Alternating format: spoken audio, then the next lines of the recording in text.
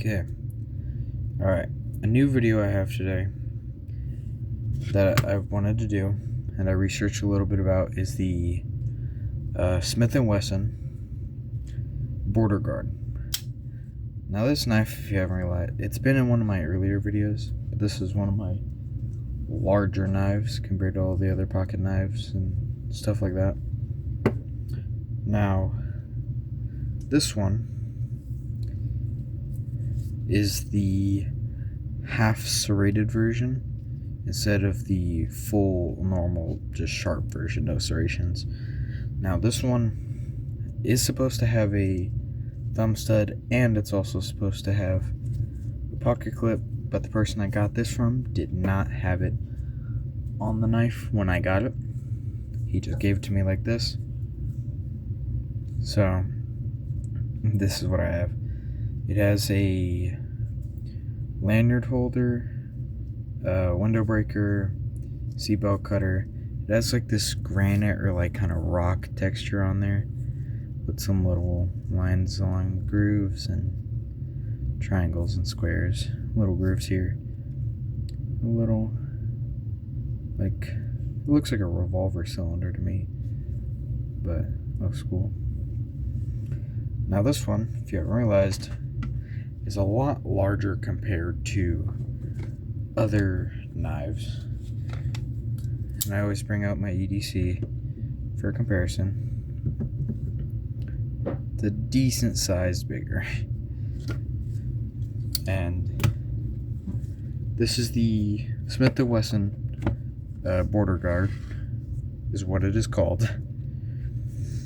Now, I've seen different prices for this one. On the actual site, it's $49.99 on the actual official Smith Wesson site, but from like some other places like Amazon and things like that, I have found it for $34, and I've even found it as low as $25, but I have this one. Now overall, open it is 10 inches, but while closed it is only 5.6 inches. So it's a huge knife. What else about this? Handle's made of aluminum. It weighs about 0.55 pounds. Now the thing about what I really liked about this one when I got it is the guy had sharpened it himself. And I've had Smith & Wesson knives, they are not always the sharpest, so I'm glad he sharpened it, but we will test it at the sharpness that it is at.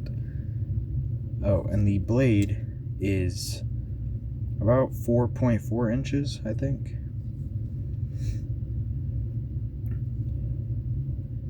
Give you a little look at the knife, see if I can fit the whole thing in the frame there. Also, if you look, Smith & Wesson Border Guard. Is that Smith & Wesson logo? Yeah, it is. I don't know why, but that logo reminded me of the FN Herschel logo. I don't know why. Kind of looks really similar. Now this one is a clip point kind of tanto blade. Now this one does have finger grooves, but what's weird is it does have a spot on the back for your thumb, and if you don't want to lace your fingers in there like this, you could put your two fingers in here. That's why this spot is a little wider than the rest of it. But we will do a cutting test and a stabbing pull-through test. Alright, so first pull test. Now I'm not going to use it after, yeah, I will do two. I'll do one on the serrations too.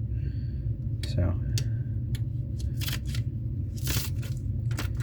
of course, that's not going to cut it very well, but serrations, it's not really supposed to be cutting paper. That's what the actual blade part is for. But the blade part now. actually a lot sharper than I thought it would be. It doesn't look that good sharpened, but I guess it's not terrible. I've seen worse sharpening jobs. Ooh, that one's not doing too good right there. Oh, there we go. Yeah, try to cut all the way there. Now we'll do a pull test. I want to do serrations though, so we'll do that as expected. And then we'll do a normal little stab and pull through test.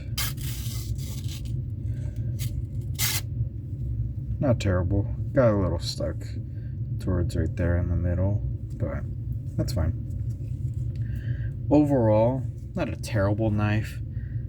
It is kind of heavy, and I've had some Smith Wesson knives. I didn't really like them, weren't sharp. Now, it doesn't mean Smith Wesson knives are terrible, because I do have another Smith Wesson knife, never used, and it's perfectly fine and good. But I'm just saying is, if I wanted an EDC, this is probably not what I would want. This is a heavier knife for, I guess maybe if you wanted to take this out in the woods, I probably wouldn't recommend it. Probably recommend taking one of their fixed blade knives compared to this, but even then, Smith & Wesson isn't good at building knives compared to their firearms. But do I recommend this knife for EDC everyday carry? No. The reason for that is because it's so heavy that I feel like I would not want to carry this everywhere. And it's so bulky in your pocket, like carrying everything else in your pocket. Now maybe if somebody was trying to run up on you, I guess this would scare them. But other than that, I do not recommend this for EDC unless you are like sitting down all damn day. Maybe then, but overall, I do not recommend this, especially for the price of on site, like $50 for $49.99. I do not recommend it because there are plenty of better knives you can buy for that exact price, if not lower. Like my Gerber Zilch was only like $21.99, and then my Civivi Praxis was only about like $30 something, and I recommend those knives a lot more for everyday carry compared to this. And yeah, overall I give the knife a like decent like 4.5 because it looks nice, but then it's just like a regular black knife and it's just huge, bulky, and kind of unnecessary to me. But that is my review on the Smith & Wesson Border Guard. I hope you enjoyed. Thank you for watching.